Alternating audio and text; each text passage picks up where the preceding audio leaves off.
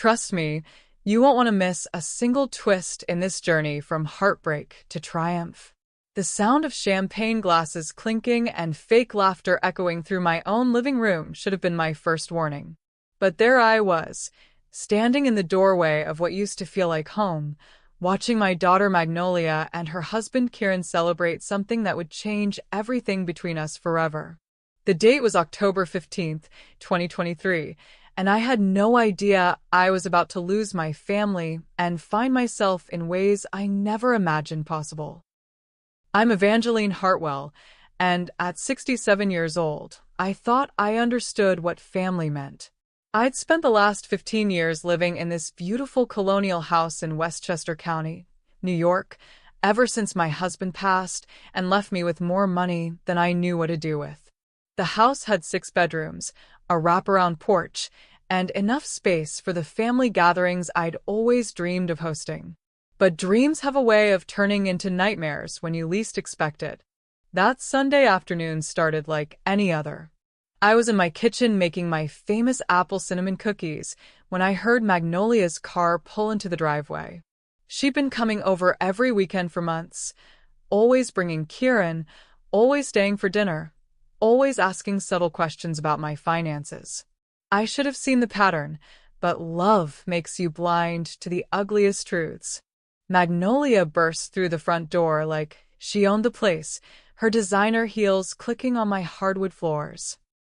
At 34, she was still as beautiful as the day she graduated college, with perfectly styled blonde hair and clothes that cost more than some people's rent. Behind her walked Kieran, all 6 feet of entitled swagger, running his fingers through his dark hair like he was posing for a magazine cover. "Mom," Magnolia called out, her voice carrying that fake sweetness I'd been hearing more and more lately. "We have the most amazing news to share with you." I wiped my hands on my apron and walked into the living room, where they'd already made themselves comfortable on my antique sofa. Kieran had his arm around Magnolia's shoulders, and both of them were grinning like they'd just won the lottery. The coffee table between us held their phones, tablets, and what looked like a stack of colorful brochures. "What's all this excitement about?" I asked, settling into my favorite armchair across from them. Magnolia leaned forward, her eyes sparkling with an enthusiasm that made my stomach flutter with nervous anticipation. "Mom, you know how Kieran and I have been working so hard these past few years? Well, we finally decided we deserve a real vacation. Not just a weekend getaway, but something truly special." Kieran picked up one of the brochures and handed it to me. The cover showed a massive cruise ship against a sunset sky, with bold letters spelling out Royal Caribbean's Ultimate World Cruise, 180 days of luxury. My hands shook slightly as I opened it, seeing page after page of exotic destinations, 5-star dining, and accommodations that looked more like palace suites than ship cabins. "A world cruise," I said slowly, trying to process what I was looking at. "This looks incredible, sweetheart. You too will have such a wonderful time." Magnolia and Kieran exchanged a look that should have set off every alarm bell in my head. It was the kind of glance people share when they're about to ask for something big, something they know might be difficult to get. "Well, Mom," Magnolia said, her voice taking on that careful tone people use when they're about to drop a bomb. "The thing is, we've already put down a deposit. We're so excited about this opportunity, and we know you'll want to be part of making our dreams come true." I felt my smile falter as understanding began to creep in. "Part of making your dreams come true?" Kieran leaned forward, flashing that charming smile that had won over my daughter 5 years ago. "Evangeline, you know how much Magnolia means to me, and I know how much you love her. This cruise is a once-in-a-lifetime opportunity for us to really reconnect and strengthen our marriage. But the cost is, well, it's significant." "How significant?" I asked, though I was starting to suspect I didn't want to know the answer. Magnolia reached over and took my hand in hers. Her skin was soft and warm, manicured to perfection, and for a moment I remembered the little girl who used to hold my hand while we walked to the park. Mom, the total cost for both of us is $80,000. I know it sounds like a lot, but when you break it down over 6 months, it's really quite reasonable for what we're getting. $80,000. The number hit me like a physical blow. I'd heard Magnolia mention expensive vacations before, but this was beyond anything I'd imagined. I looked down at the brochure again, seeing the fine print about premium suites, specialty dining packages, and exclusive shore excursions that turned a cruise into a floating palace experience. Sweetheart, I said carefully, that's a substantial amount of money. Have you and Kieran been saving for this? The question hung in the air for a moment too long. Kieran's smile grew tighter, and Magnolia's grip on my hand became almost painful. Mom, you know we've been trying to save, Magnolia said, her voice taking on a defensive edge. But with the cost of living these days and Kieran's business still getting off the ground, it's been challenging. We thought maybe you could help us out.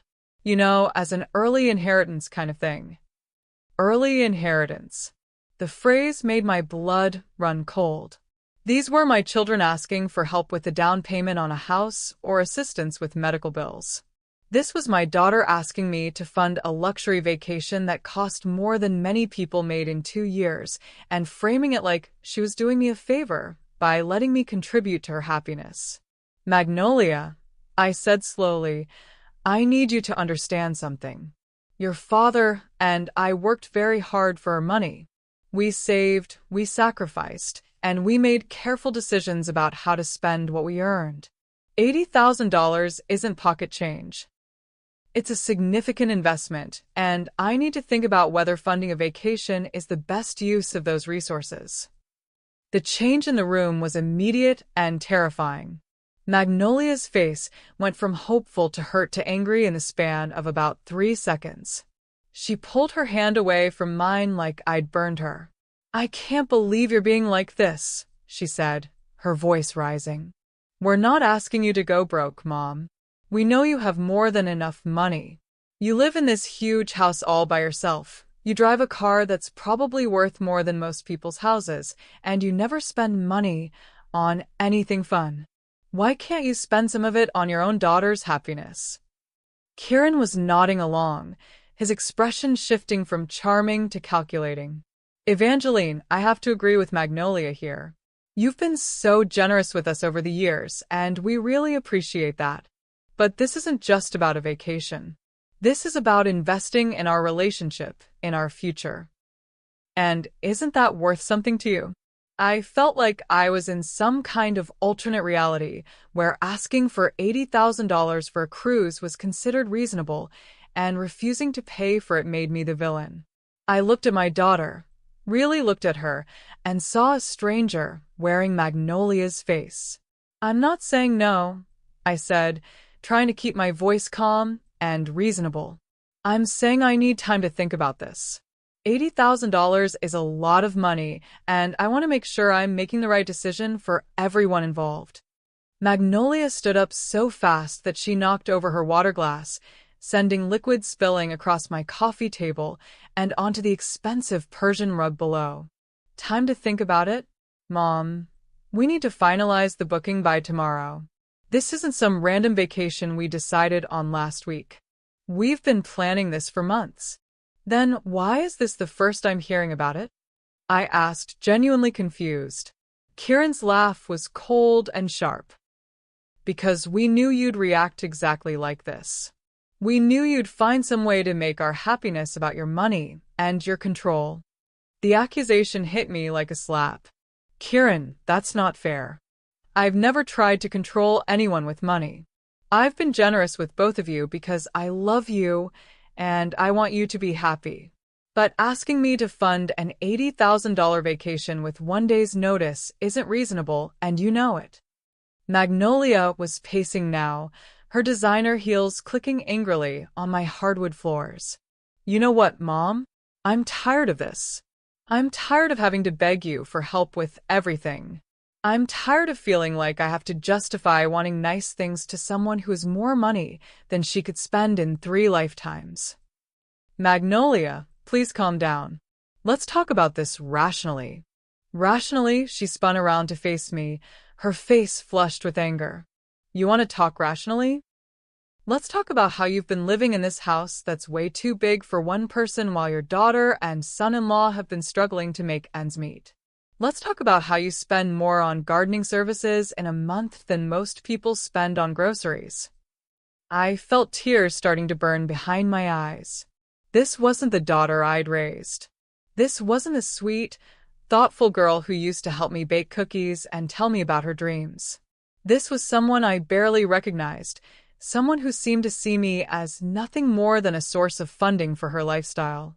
I've helped you both many times over the years, I said quietly. I paid for your wedding. I helped with the down payment on your condo. I've covered emergency expenses when you needed help. I've never said no when you truly needed something. But this isn't about need, Magnolia. This is about want. Kieran stood up and moved to stand beside his wife, presenting a united front against me. You're right, Evangeline. This is about want. We want to have the kind of life that your money could easily provide. We want to enjoy ourselves while we're young enough to appreciate it. And we want to feel like family members instead of charity cases begging for scraps. The cruelty of his words took my breath away. I looked at Magnolia, hoping to see some sign that she disagreed with her husband's assessment, but her face was set in hard lines of resentment and entitlement. I need you both to leave, I said quietly. I need some time to process this conversation and figure out how we move forward from here. Magnolia laughed, but there was no humor in it. Oh, you need time? You need space? Well, let me make this really simple for you, Mom. Either you write us a check for that cruise by tomorrow morning, or you can figure out somewhere else to live. The words hit me like a physical blow. I stared at my daughter, unable to believe what I'd just heard. What did you say? You heard me, Magnolia said, her voice cold and steady. This house, this property, everything here belongs to Dad's estate, which means it belongs to me now. I've been letting you live here out of kindness, but that kindness has conditions. And one of those conditions is that you act like a real mother instead of a stingy old woman hoarding money she can't take with her. I felt the world tilting around me. Magnolia, that's not how your father's will works. I have rights to this property as his surviving spouse. Kieran pulled out his phone and started scrolling through something. Actually, Evangeline, I've been doing some research into estate law, and I think you might be surprised by what I found. There are provisions in your husband's will that could be interpreted in various ways, especially if someone was to challenge your mental competency or your ability to manage the property responsibly. The threat was clear, even wrapped in legal language. They were telling me that if I didn't pay for their cruise, they would find a way to take my home away from me.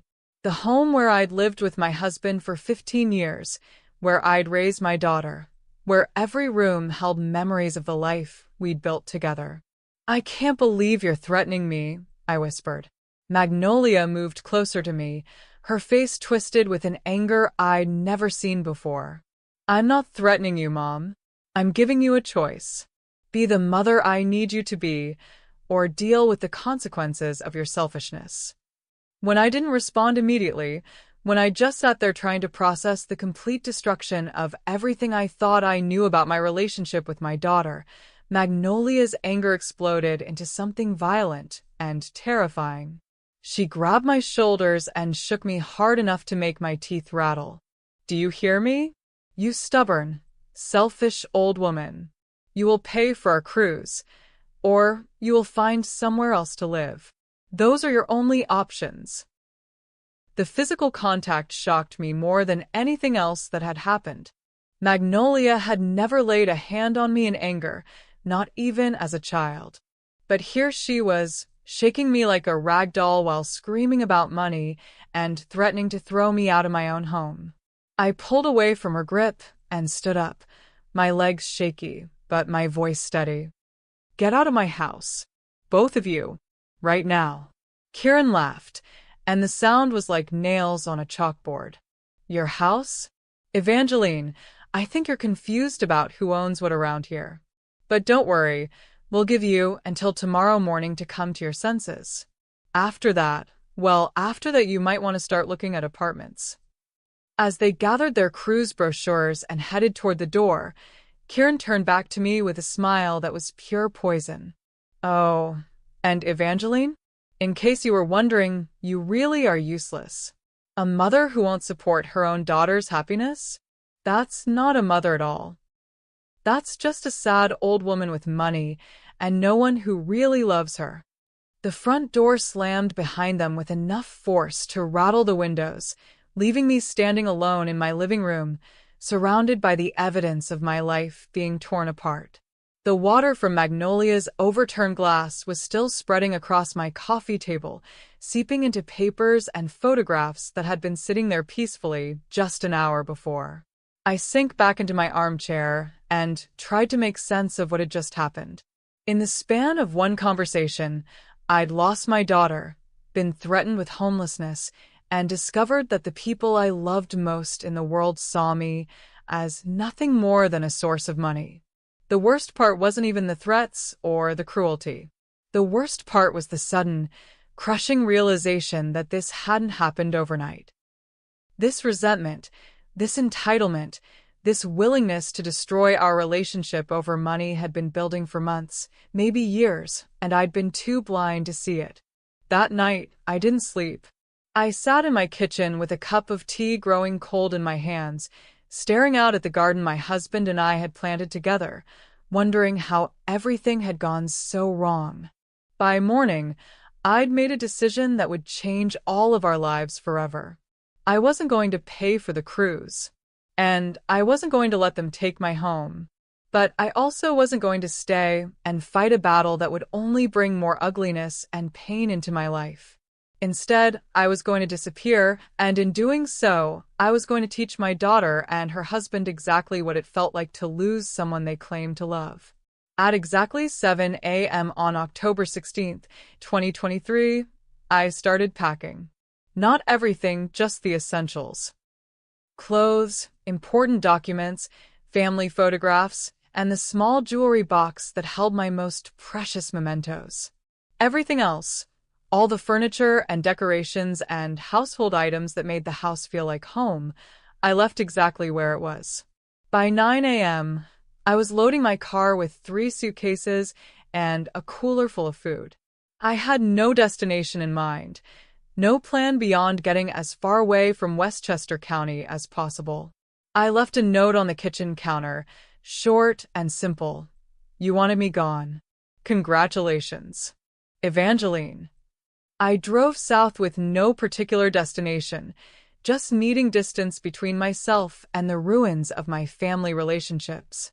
The October weather was perfect for a road trip, cool and crisp with leaves turning brilliant shades of red and gold along the highways. Under different circumstances, I might have enjoyed the scenery. Instead, I spent the first few hours of driving crying so hard I had to pull over twice to compose myself. By evening, I found myself in a small town in Virginia called Cedar Falls, population 3,847 according to the welcome sign. It was the kind of place that looked like it hadn't changed much in the past 50 years, with a main street lined with local businesses and houses that had character instead of showroom perfection. I checked into a bed and breakfast called the Magnolia Inn, which felt like the universe was mocking me, but the owner was a kind woman named Betty who didn't ask questions about why someone my age was traveling alone with tear-stained cheeks. The room was small but comfortable, with a quilt-covered bed and windows that looked out over a garden where late-season flowers were still blooming. I sat on the bed and called my lawyer, Harrison Mitchell, who'd been handling my legal affairs since my husband died. Evangeline, Harrison said when he answered, his voice warm with genuine concern. I wasn't expecting to hear from you. Is everything all right? I told him everything. The cruise demand, the threats about the house, the physical confrontation with Magnolia, and my decision to leave rather than fight. Harrison listened without interruption, occasionally making small sounds of disbelief or anger. Evangeline, he said when I finished, I need you to know that what they told you about the house and your husband's will is completely wrong. You have absolute legal right to that property as his surviving spouse. There's no provision that would allow Magnolia to evict you, and no court would support her claims about your mental competency based on refusing to fund their vacation. The relief was overwhelming. So, I can go home? Legally, yes. But before you do, I think we need to talk about some other things. How long has Magnolia been making these kinds of demands? I thought about it carefully. It's been getting worse over the past year or so. Smaller amounts at first, emergency expenses that always seemed to come up right when she needed them. But this is the first time she's demanded anything this large, and the first time she's threatened me. Harrison was quiet for a moment. Evangeline, I'm going to ask you something, and I want you to think carefully before you answer. Do you think Magnolia and Kieran see you as a person they love, or as a source of money they're entitled to? The question hit me like a punch to the stomach, because I already knew the answer. I think they see me as money. Then maybe it's time to find out what happens when that money isn't available to them anymore. Over the next 2 days, Harrison and I worked out a plan that was both simple and devastating. If Magnolia and Kieran wanted to treat me like nothing more than a source of funding, then I would show them exactly what life looked like without that funding. First, we moved all of my assets into a new trust that only Harrison and I had access to. My checking accounts, savings accounts, investment portfolios, everything that had my name on it disappeared into legal structures that made it impossible for anyone else to touch. From the outside, it would look like I'd lost everything, like some kind of financial disaster had wiped out my wealth overnight.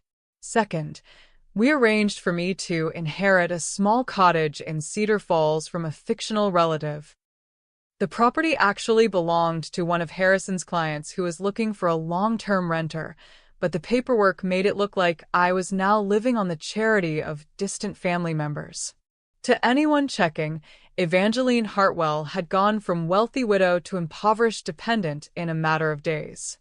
Third, and most importantly, we made sure that Magnolia and Kieran would find out about my financial ruin in the most devastating way possible. Harrison explained that while this plan involved deception, it was completely legal since we weren't defrauding anyone or stealing money. We were simply restructuring my legitimate assets and creating a fictional scenario to test my family's true intentions.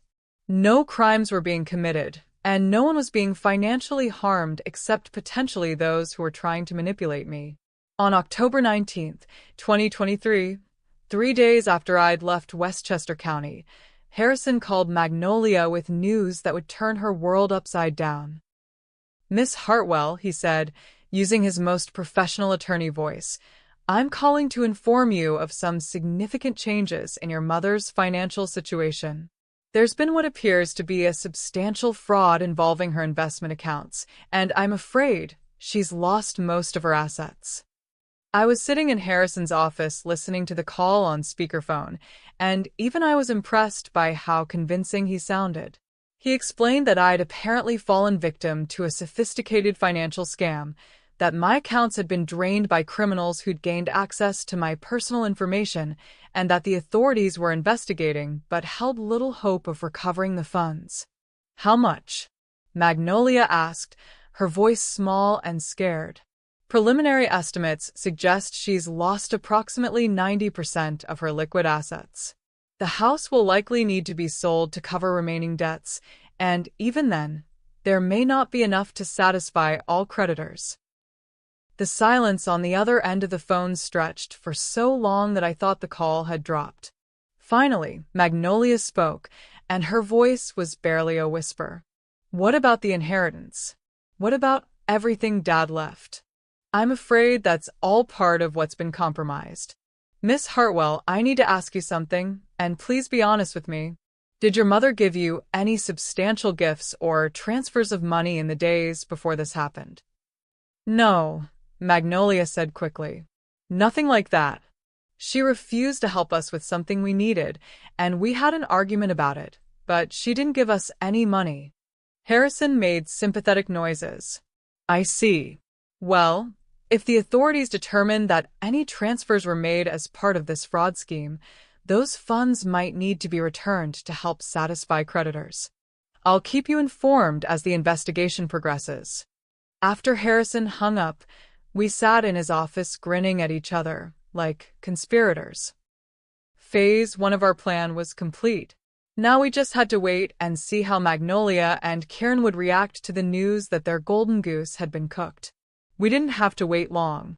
That evening, my phone started ringing. First Magnolia, then Kieran, then Magnolia again. I didn't answer any of the calls, but I listened to the voicemails they left, and each one was more desperate than the last. Mom, please call me back. Harrison told me what happened, and I'm so sorry. We need to talk about this. Please, I'm worried about you. Evangeline, it's Kieran. Look, I know we had some harsh words the other day, but family is family. We want to help you through this difficult time. Call us back. Mom, I've been calling for hours. Where are you? I went to the house and you're not there. Please, I need to know you're okay. I love you, and I'm sorry about everything. The messages continued for days, each one more frantic than the last. They'd driven to the house and found it empty except for my note. They'd called hospitals and police stations, afraid something terrible had happened to me. The irony was perfect. They'd spent years taking me for granted, and now that they thought I was gone, they were falling apart. By October 25th, the voicemails had taken on a different tone. Desperation had replaced anger, and genuine fear had replaced entitlement. Mom, please, wherever you are, just let me know you're alive. I don't care about the money. I don't care about any of it. I just need to know my mother is okay. I love you so much, and I'm so sorry for everything I said. Please come home. That message, left by Magnolia at 2:17 a.m. with tears clearly audible in her voice, almost broke my resolve. Almost. But then I remembered the feel of her hands on my shoulders as she shook me, the coldness in Kieran's voice when he called me useless, and the months of subtle manipulation that had led to that confrontation. They weren't sorry about what they'd done. They were sorry about the consequences. On November 1st, 2023, exactly 2 weeks after I'd disappeared, Harrison made another call to Magnolia. This time, the news was even worse. Miss Hartwell, I'm afraid I have additional bad news about your mother's situation. The authorities have determined that the fraud was even more extensive than initially believed. Not only are her assets gone, but there are substantial debts that will need to be satisfied. The house will definitely need to be sold, and there's a possibility that creditors may come after family members who received gifts or benefits from your mother in recent years. What does that mean? Magnolia asked, her voice shaking. It means that if you received any money from your mother in the past 5 years, you may be required to return those funds to help satisfy her debts. The wedding expenses, the down payment assistance, any emergency fund she provided, all of that could be considered preferential transfers that creditors can claw back. I could hear Magnolia crying through the phone. Harrison, we don't have that money anymore. We spent it. We used it for living expenses and payments, and we don't have it. I understand, Miss Hartwell. These are difficult circumstances for everyone involved. But the law is clear about creditor rights in cases of substantial fraud. I'll do my best to protect your interests, but I can't make any promises. After that call, the voicemails stopped for 3 days. When they started again, they carried a new level of desperation that was both heartbreaking and satisfying. Mom, I know you're out there somewhere, and I know you can hear these messages. I don't know how to fix what we did to you, but I'm begging you to come home. The lawyers are saying we might lose everything because of Dad's debts, and I can't handle this alone. I need my mother. Please. Evangeline, this is Kieran. I know I said things I shouldn't have said.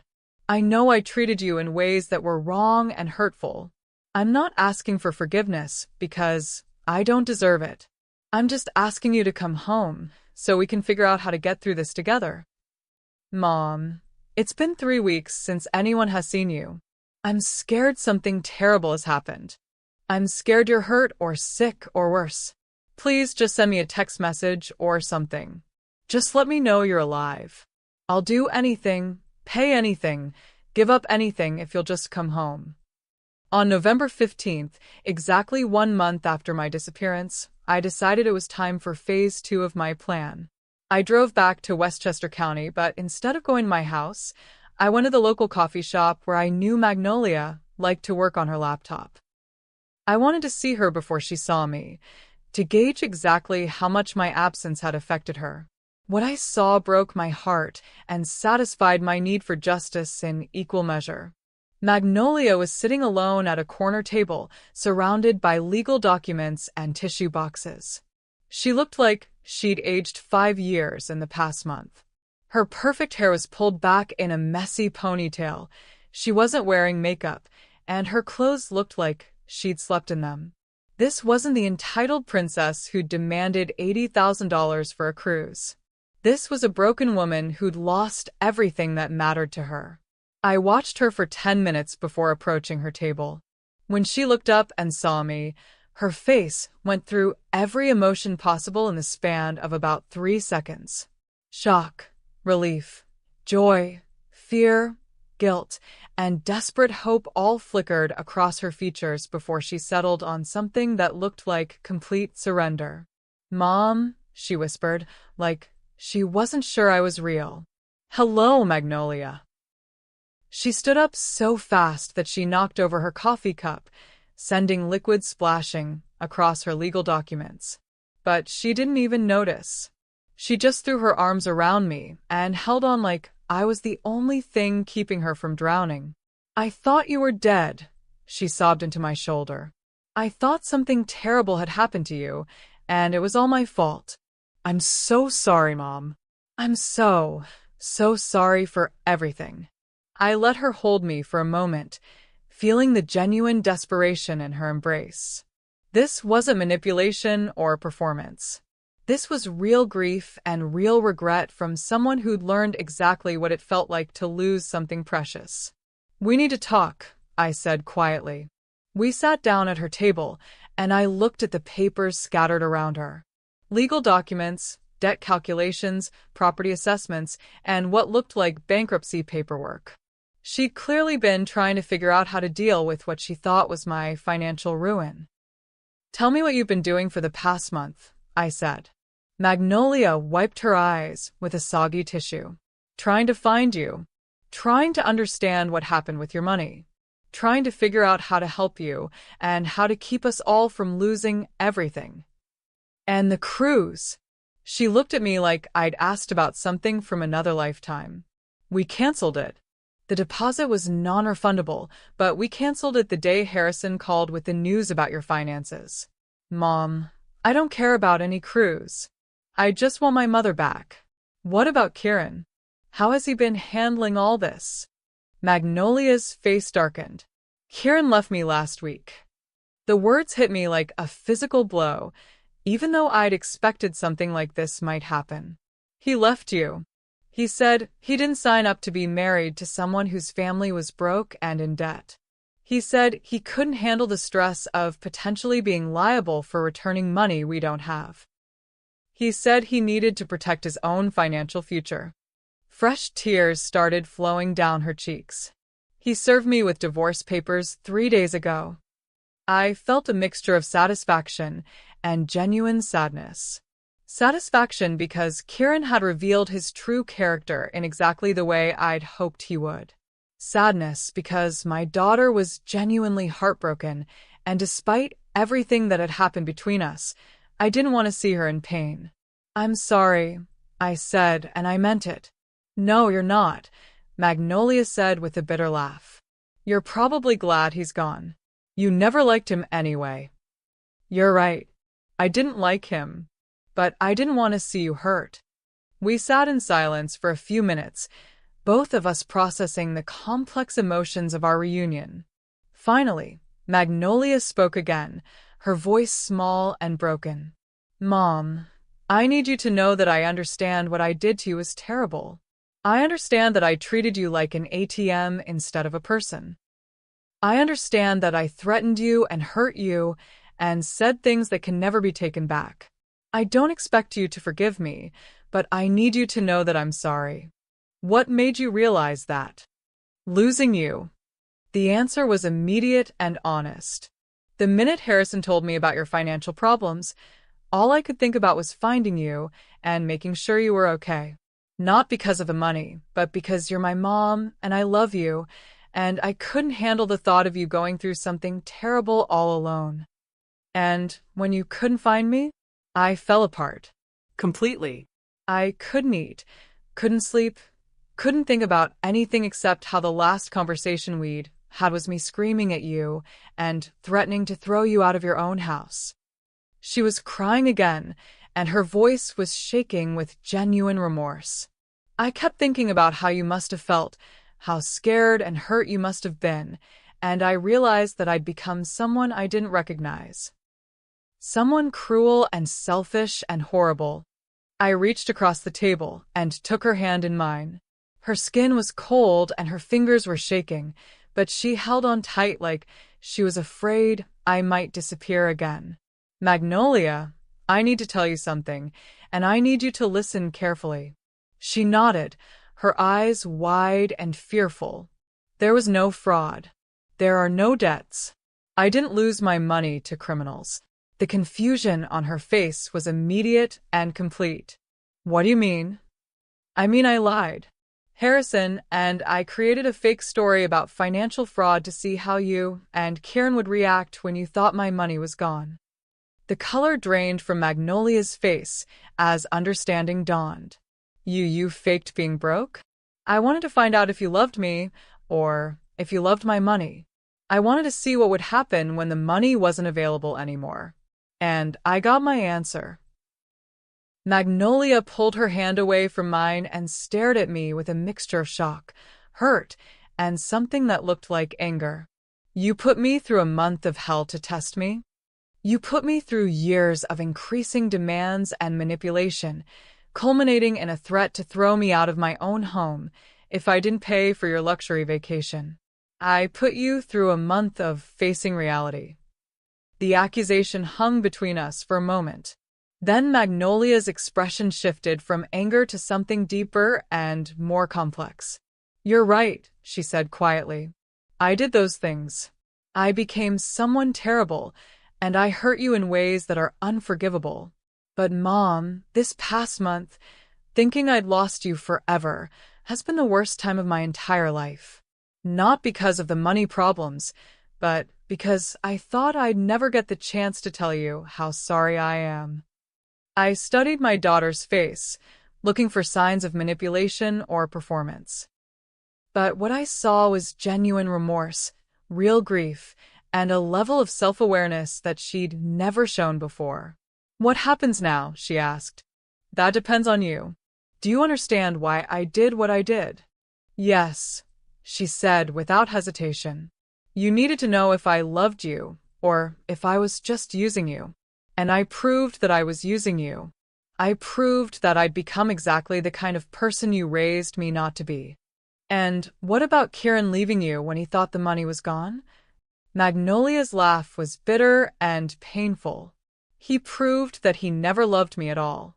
He married me for access to your wealth, and the minute that wealth disappeared, so did he. I was just too blind to see it. I felt a surge of protective anger toward my daughter, which surprised me. Despite everything she'd done, despite the way she'd treated me, she was still my child, and she was hurting. I'm sorry he hurt you, I said. But I'm not sorry he's gone. Neither am I, Magnolia admitted. Not anymore. The man I thought I married wouldn't have abandoned me when things got difficult. The man I thought I married would have stood by me and helped me figure out how to take care of you. But that man never existed. We talked for another 2 hours in that coffee shop, really talked in a way we hadn't done in years. Magnolia told me about how the pressure of maintaining their expensive lifestyle had gradually changed her priorities, how Kieran's constant complaints about money had made her start seeing me as an obstacle to their happiness instead of a person who deserved respect and love. I started thinking about your money like it was already mine, she admitted. Like you were just holding on to it temporarily before passing it down to me. I stopped seeing it as something you'd worked for and earned, and started seeing it as something I was entitled to. When did that change happen? I think it was gradual at first, but it got really bad after Kieran and I got married. He was always talking about what we could do with your money, always planning for when we'd inherit everything. He made it seem normal to think about your death in financial terms. The revelation made my stomach turn, but it also confirmed what I'd suspected about Kieran's influence on my daughter. Magnolia, I need you to understand something. The money isn't the most important thing here. What matters is that you threatened me, physically grabbed me, and tried to force me out of my own home. Money or no money, that behavior is unacceptable. I know, she said, fresh tears starting to flow. I know, and I hate myself for it. I keep thinking about that moment, about putting my hands on you and shaking you, and I feel sick. You're my mother. You gave me life. You raised me. You loved me unconditionally for 34 years, and I repaid that by threatening you and hurting you. So, what are you going to do to make sure it never happens again? Magnolia was quiet for a long moment, clearly thinking seriously about the question. I want to go to therapy. I want to understand how I became someone capable of treating you that way. I want to figure out how to be the daughter you deserved all along. And what about money? What about your expectations for inheritance and support? I don't want any of it, she said firmly. I want to earn my own way, build my own life, and prove to myself and to you that I can be independent and responsible. I want you to keep your money and spend it however makes you happy, and I want our relationship to be based on love instead of financial dependence. The words sounded sincere, but I'd been fooled before. How do I know you mean that? Because I've spent the last month learning what it feels like to live without your safety net, and I survived. It was scary and difficult, but I survived. And more importantly, I learned that having you in my life matters more than having your money. If you're still with me on this incredible journey, make sure you hit that subscribe button and turn on notifications because this story is far from over and you won't believe what happens next. Over the next few weeks, I watched Magnolia carefully, looking for signs that her remorse was genuine or just another manipulation. But what I saw was a woman genuinely trying to rebuild herself from the ground up. She filed for divorce from Kieran, citing irreconcilable differences, and refused to ask for alimony despite being legally entitled to it. She moved out of their expensive condo and into a modest one-bedroom apartment that she could afford on her own income from her job at a local marketing firm. Most importantly, she never asked me for money. Not once. Even when her car broke down and needed expensive repairs, even when she had to choose between buying groceries and paying her electric bill, she figured it out herself. She picked up freelance work, sold jewelry and designer clothes, and learned to live within her means for the first time in her adult life. The change was remarkable and, I had to admit, impressive. But I wasn't ready to completely trust it yet. The real test would come when she learned the truth about my money. On December 20th, 2023, exactly 2 months after our reunion in the coffee shop, I decided it was time for the final phase of my plan. I invited Magnolia to Christmas dinner at my house, just the two of us, like we used to do when she was young. She arrived at exactly 6 p.m., carrying a small gift wrapped in newspaper because, as she explained with embarrassment, she couldn't afford fancy wrapping paper. She was wearing jeans and a sweater that looked like they'd come from a discount store, but she looked healthier than she had in months. There was something different about her posture, her expression, even the way she moved. She looked like someone who was finally comfortable in her own skin. "Thank you for inviting me," she said, handing me the gift. I wasn't sure if you'd want to spend Christmas with me after everything that's happened. You're my daughter, I said simply. Christmas wouldn't be the same without you. We had dinner in the kitchen, eating the pot roast I'd made and talking about everyday things. Magnolia told me about her job, her tiny apartment, and the cooking classes she'd started taking because eating out had become too expensive. She seemed genuinely happy in a way that surprised me. I know this sounds strange, she said over dessert, but I think losing everything might have been the best thing that ever happened to me. Not losing you, she added quickly. That was horrible. But losing the money, the lifestyle, even Kieran. It forced me to figure out who I really am underneath all the expensive clothes and fancy dinners. And who are you? Someone who's stronger than I thought. Someone who can take care of herself. Someone who values relationships more than bank accounts. She smiled, and it was the first genuine smile I'd seen from her in years. Someone you can be proud to call your daughter. I've always been proud to call you my daughter, I said, even when I was disappointed in your choices. After dinner, we moved to the living room where this whole nightmare had started 3 months earlier. It felt surreal to be sitting in the same chairs, having a peaceful conversation instead of screaming threats and accusations. Magnolia, I said, settling into my armchair. There's something I need to tell you. She tensed slightly, probably expecting bad news. What is it, Mom? Do you remember what I told you about the financial fraud? About losing all my money to criminals? Of course. That's why we're in this situation. Well, there's something you should know about that story. I paused, watching her face carefully. It wasn't true. The confusion was immediate. What do you mean it wasn't true? I mean there was no fraud. There are no debts. I never lost my money. Harrison and I made the whole thing up. Magnolia stared at me for a long moment, processing what I'd just said. When understanding finally dawned, her reaction wasn't what I'd expected. She laughed. Not bitterly or angrily, but with genuine amusement. You faked being broke to test whether I loved you or your money, she said, shaking her head in amazement. That's brilliant, Mom. Absolutely brilliant. You're not angry? Angry. She laughed again. I'm impressed. You saw right through Kieran and me, didn't you? You knew we were using you, and you found the perfect way to prove it. Are you upset that I put you through all that stress and worry?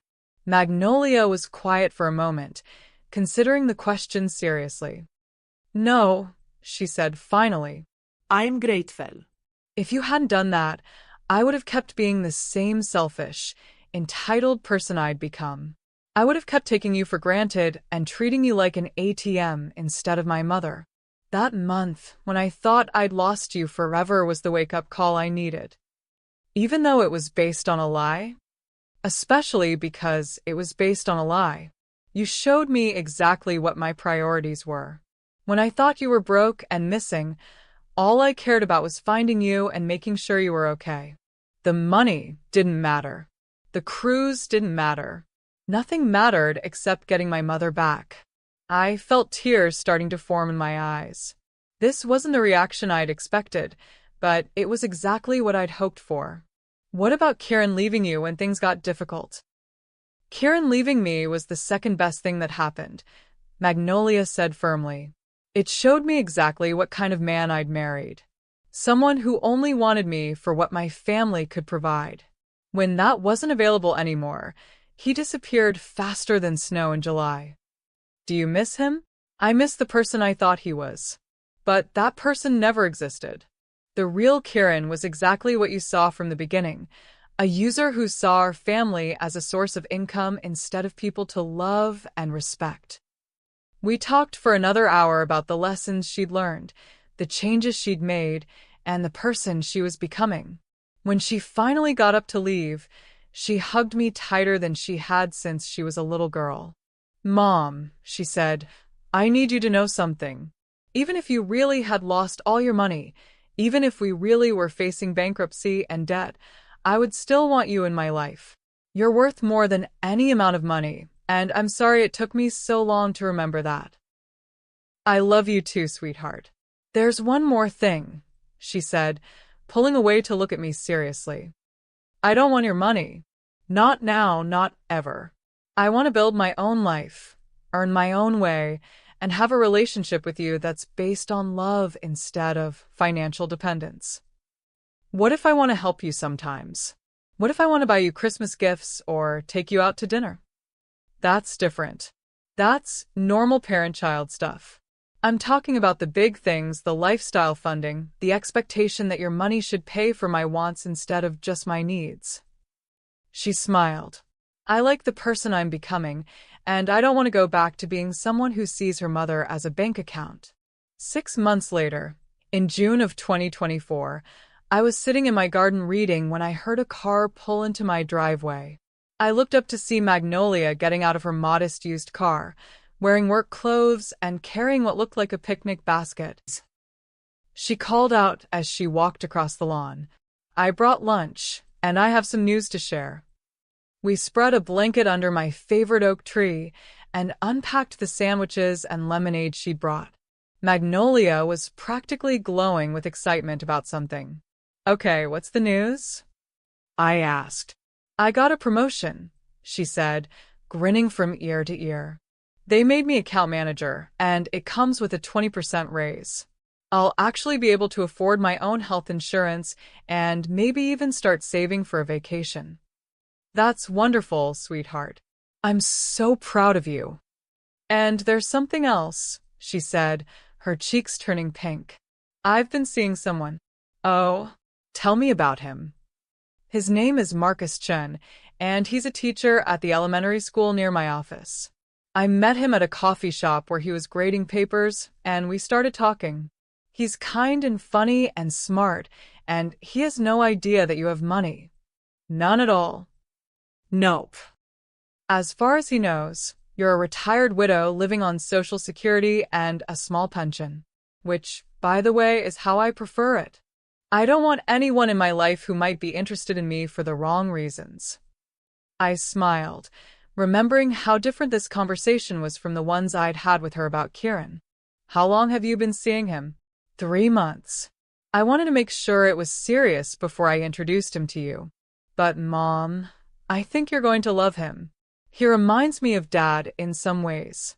Decent, hardworking, more interested in building a life together than in getting rich quick." "I'd love to meet him." "Really? Because I was hoping to bring him to Sunday dinner next week. If that's okay with you." "Of course it's okay. I'll make my famous pot roast." As we sat there in the shade, eating sandwiches and talking about her job and her new relationship, I marveled at the transformation my daughter had undergone. The entitled, demanding woman who'd shaken me and threatened to throw me out of my house had become someone I genuinely enjoyed spending time with. Someone who'd learned to value relationships over money, character over wealth, and independence over dependence. But my revenge wasn't quite complete yet. There was still the matter of Kieran. In August of 2024, exactly 10 months after that terrible confrontation over the cruise, I received a phone call that made me smile in a way that probably wasn't entirely appropriate for a grandmother. "Mrs. Hartwell?" The voice was professional and unfamiliar. "This is Detective Amanda Rodriguez with the Westchester County District Attorney's Office. I'm calling about your former son-in-law, Kieran Morrison." "What about him?" "He's been arrested on charges of fraud and embezzlement. We have evidence that he's been running an elaborate scam targeting wealthy families in the area. We believe he may have attempted to defraud you as well." The irony was delicious. "What kind of evidence do you have?" "Financial records showing that he was systematically draining joint accounts he shared with your daughter, forged documents attempting to establish power of attorney over elderly family members, and communication records that suggest he was running similar schemes with at least 4 other families in the county." It turned out that Kieran's desperation after my financial ruin had led him to make increasingly reckless decisions. When his comfortable life with Magnolia disappeared, he'd started targeting other wealthy widows in the area, using the same charm and manipulation tactics that had worked on my daughter. But Kieran had made one crucial mistake. He tried to run his scam on Eleanor Whitman, an 82-year-old retired judge who'd spent 40 years in the criminal justice system. She'd seen right through his act, played along long enough to gather evidence, and then had him arrested. Mrs. Hartwell, we'd like you to testify about your experiences with Mr. Morrison. Your testimony could help establish a pattern of behavior that would strengthen the case against him. I'd be happy to help. The trial took place in February of 2025, and watching Kieran in handcuffs was one of the most satisfying moments of my life. Gone was the arrogant swagger and entitled charm. In their place was a desperate man who'd finally been caught. During my testimony, I described the crew's demand, the threats about my house, and the way Kieran had tried to manipulate and intimidate me. But I also testified about something else, how he'd abandoned my daughter the moment he thought our family money was gone. Mr. Morrison presented himself as a loving husband, I told the jury. But when he believed our family had lost its wealth, he immediately filed for divorce and disappeared. That's not the behavior of someone who married for love. That's the behavior of someone who married for money. Kieran was sentenced to 8 years in federal prison for fraud, embezzlement, and elder abuse. But even more satisfying than the prison sentence was the civil judgment that required him to pay restitution to all of his victims. Every penny he earned for the rest of his life would be garnished to repay the families he'd tried to swindle. On the day of his sentencing, Magnolia and I sat in the courtroom gallery, watching as the judge read the verdict. When it was over, Kieran turned to look at us one last time before being led away in shackles. I hope it was worth it, Magnolia said quietly. What? Trying to steal from people who trusted him. I hope the money he thought he was going to get was worth spending the next 8 years in prison. As we walked out of the courthouse, I put my arm around my daughter's shoulders. Are you okay? I know this can't be easy, watching your ex-husband go to prison. I'm fine, she said, and I could tell she meant it. Kieran made his choices, and now he gets to live with the consequences. Just like I had to live with the consequences of my choices. The difference is that you learned from your mistakes and became a better person. Kieran just kept making the same mistakes until they caught up with him. In March of 2025, Magnolia and Marcus got engaged. He proposed with a simple ring that probably cost less than one of her old handbags, and she said yes with tears of joy streaming down her face. It's perfect, she told me when she called to share the news. Not because it's expensive, but because it represents everything I want in a relationship. Love, commitment, partnership. All the things that actually matter. They're planning a small wedding for next fall, and they're paying for it themselves. Magnolia insisted on that, even when I offered to contribute. Mom, this is important to me, she said. I want to start my marriage the way I plan to live it. As an equal partner who contributes rather than someone who takes. But you'll let me buy your wedding dress, won't you? She laughed. That's different. That's a normal mother of the bride gift. Of course you can buy my dress. Today, as I sit in my study writing the story, it's been exactly 18 months since that terrible October day when my daughter demanded $80,000 for a cruise and threatened to throw me out of my own home. The journey from that moment to this one has been painful, complicated, and ultimately transformative for both of us. Magnolia is now someone I genuinely enjoy spending time with. She visits every Sunday for dinner, but not because she expects me to pay for anything or give her money. She comes because she wants to see her mother, because she enjoys my company, and because we've built the kind of relationship I always hoped we'd have. The monthly dinners she hosts for Marcus and me in her tiny apartment are some of my favorite evenings. We eat simple food that she's cooked herself, play board games, and talk about books and movies and dreams for the future. It's everything a family gathering should be: genuine affection, shared experiences, and the comfortable intimacy of people who truly care about each other. As for my money, it's still there, safely invested and growing every year. But now it feels like what it always should have been, a tool for security and generosity rather than a source of conflict and manipulation. I've been able to make substantial donations to causes I care about, and I've had the satisfaction of seeing my wealth used to help people who truly need it. Most importantly, I know that when I die, my money will continue to do good in the world. The bulk of my estate will go to various charities, with a modest trust fund for Magnolia that will provide security without enabling dependence. She knows about this arrangement and fully approves. I don't need your money to be happy, she told me. I just need you. The lesson I've learned is that sometimes the most loving thing you can do is refuse to enable someone's worst impulses. Sometimes you have to let people face the consequences of their choices so they can learn to make better ones. And sometimes the most powerful weapon against greed and entitlement is simply removing the thing they think they're entitled to. Magnolia learned that love and money aren't the same thing, and that relationships based on financial dependence rather than mutual respect are doomed to fail. I learned that I'm stronger and more independent than I ever realized, and that I don't have to accept mistreatment from anyone, even family members. Kieran learned that actions have consequences, and that trying to build a life on other people's money instead of your own efforts will eventually catch up with you. The $80,000 cruise that started this whole nightmare never happened, of course. But in a strange way, I'm grateful for that demand and the confrontation it provoked. Without it, we might have continued down the same destructive path for years, with resentment and entitlement slowly poisoning our relationship until there was nothing left to save. Instead, we hit rock bottom and climbed back up together, building something stronger and more honest than what we'd had before. The mother-daughter relationship we have now is based on genuine affection and respect rather than obligation and financial dependence.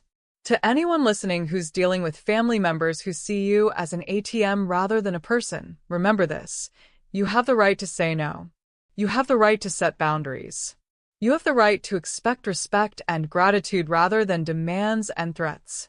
And sometimes, the most loving thing you can do is let people learn what life is like without your financial support. Don't let anyone convince you that family obligations require you to fund other people's poor decisions or destructive behavior.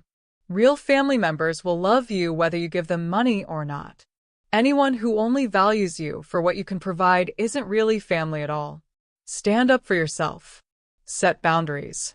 And never, ever let anyone threaten or manipulate you into compromising your principles. You're stronger than you think, and you deserve better than being treated like a personal bank account. The best revenge isn't always elaborate schemes or public humiliation.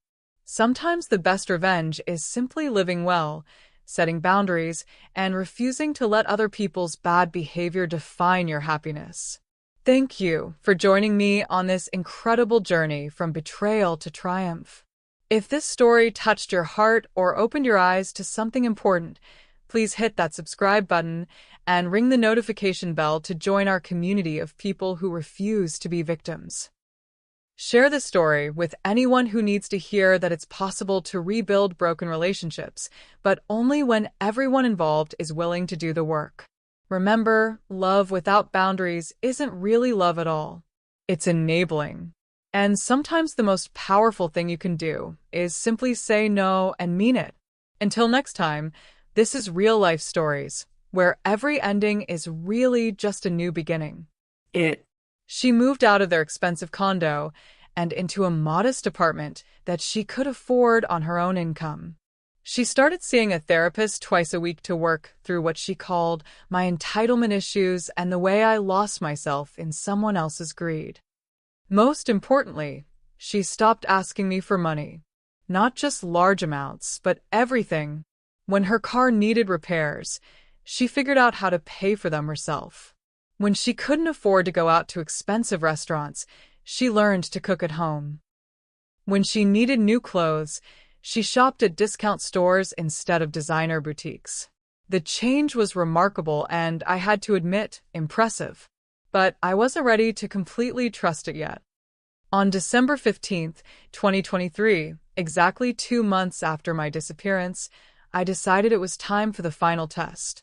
I invited Magnolia to dinner at my house, the first time she'd been back since that terrible confrontation in October.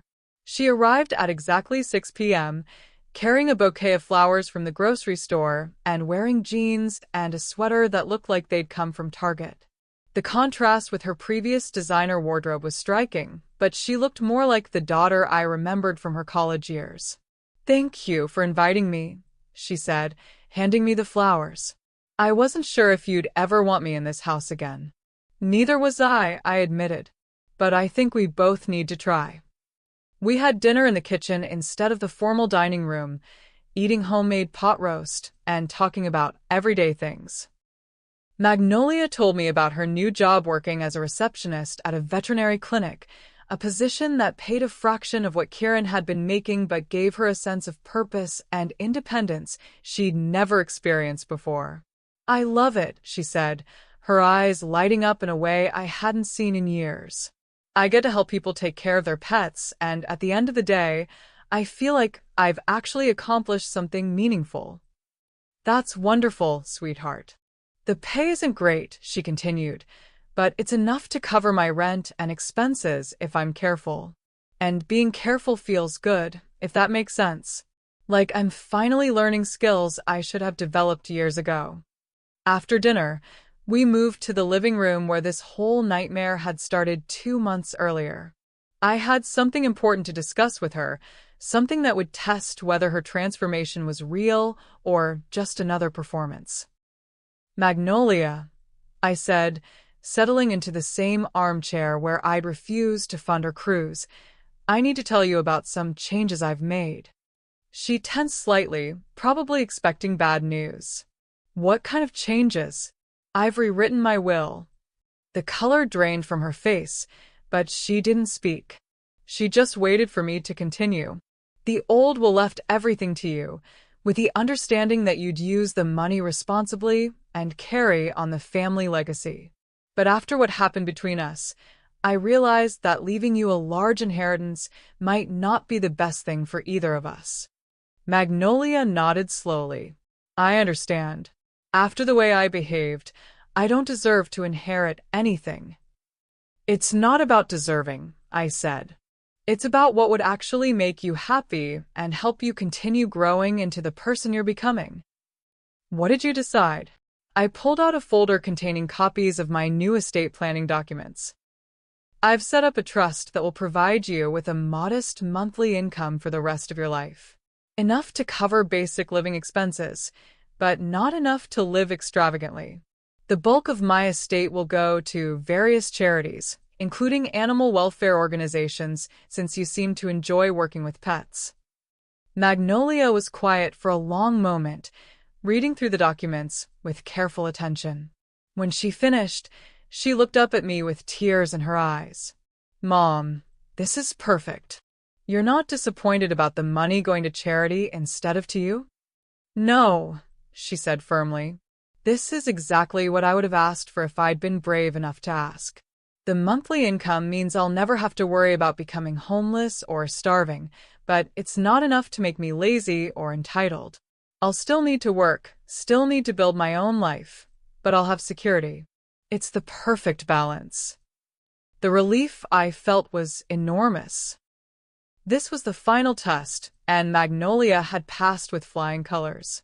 She was genuinely grateful for modest security instead of demanding maximum wealth.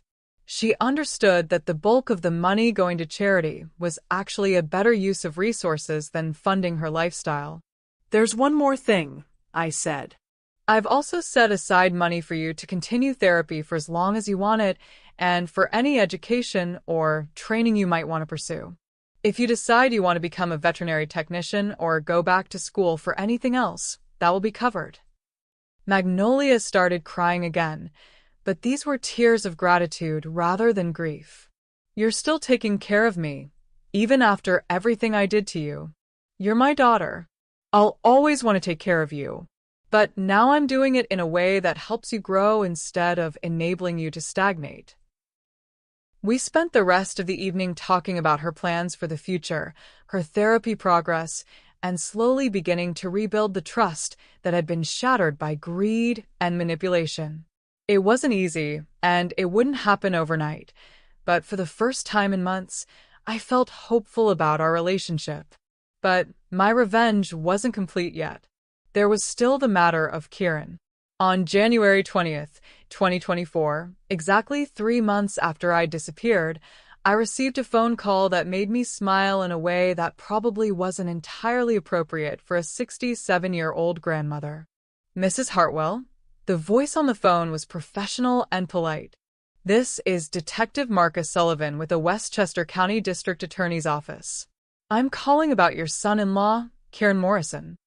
Former son-in-law, I corrected. What about him? He's been arrested on charges of fraud and identity theft. We have evidence that he's been using your daughter's personal information to open credit accounts and take out loans without her knowledge. We're also investigating whether he may have been involved in similar schemes with other families. The satisfaction I felt was warm and complete.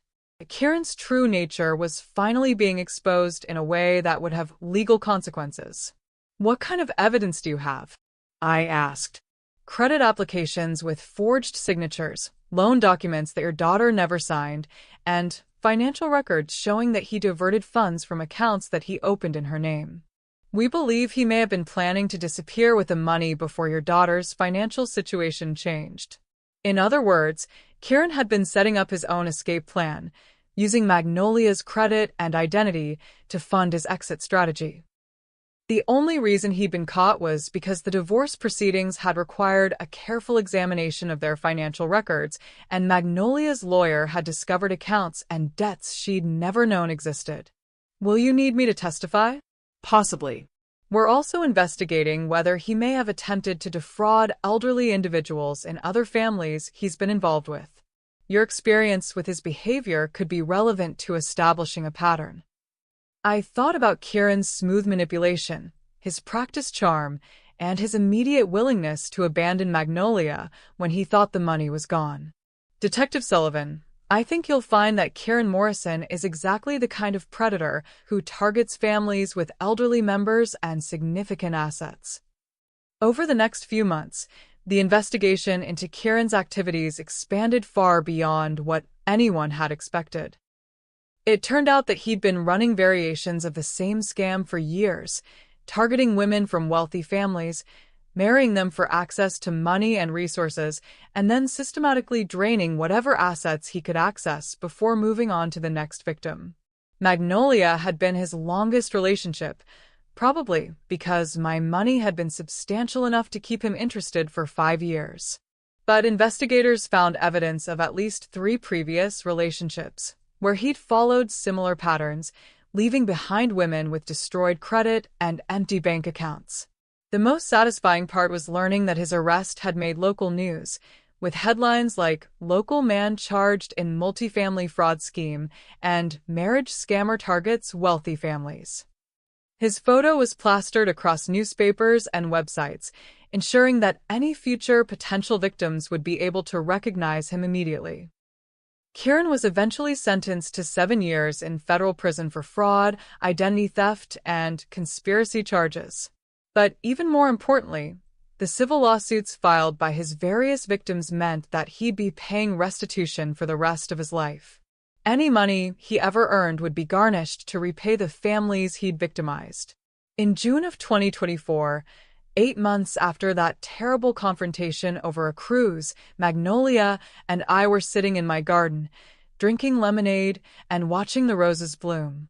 She'd been consistently working, attending therapy, and rebuilding her life, without any financial assistance beyond what I'd specified in the trust. "Mom," she said, setting down her glass and looking at me seriously, "I need to ask you something." "What is it, sweetheart? Do you forgive me? Really and truly forgive me for what I did to you?" I'd been expecting this question for months, and I'd thought carefully about my answer. I forgive you for being manipulated by someone who turned out to be a criminal. I forgive you for making mistakes and losing sight of what was important. I forgive you for being human and flawed. But, but I'll never forget what it felt like to have my own daughter threaten me and try to force me out of my home. I'll never forget the look in your eyes when you grabbed me and shook me. Some things leave scars, even when they're forgiven. Magnolia nodded, tears starting to flow down her cheeks. I understand. And I'll spend the rest of my life making sure I never give you reason to see that look in my eyes again. That's all I can ask for. We sat in comfortable silence for a while, both of us processing the long journey we'd taken from betrayal to reconciliation. Finally, Magnolia spoke again. I saw in the newspaper that they're sending Kieran to prison for 7 years. Yes, they are. I should feel bad about that, shouldn't I? He was my husband for 5 years. I consider my answer carefully. How do you feel about it? Relieved, she admitted. Relieved that he can't hurt anyone else the way he hurt me. Relieved that other families won't have to go through what we went through. And honestly, relieved that he's getting exactly what he deserves. Then I think you're feeling exactly what you should feel. Do you think he ever loved me at all? It was a painful question, but one that deserved an honest answer. I think he loved what you could give him. I think he loved the access you provided to money and social status. But love someone for who they are as a person? I don't think he was capable of that kind of love. Magnolia was quiet for a moment. You know what's strange? I'm grateful for what happened. Not the part where I hurt you, but the part where I lost everything and had to figure out who I really was underneath all the money and expectations. What did you find out? That I'm stronger than I thought. That I can take care of myself. That I actually enjoy working and earning my own way. And that having a real relationship with you is worth more than any amount of money or any luxury vacation. A year later, in October of 2024, Magnolia brought a man named Oliver to Sunday dinner at my house. He was a veterinarian at the clinic where she worked, a kind and gentle man who drove a 10-year-old Honda and lived in a modest apartment filled with rescue cats. When I asked what he did for fun, he talked about volunteering at animal shelters and hiking in local parks. The contrast with Kieran was striking and wonderful. Oliver was genuinely interested in Magnolia's thoughts and opinions. He asked thoughtful questions about her work, and he treated her like a partner rather than an accessory. Most importantly, he had no idea that I had any money at all, and he didn't seem to care. I like him, I told Magnolia after Oliver had left.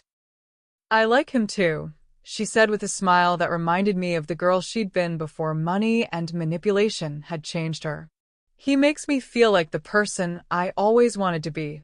And what person is that? Someone who's valued for her character instead of her bank account.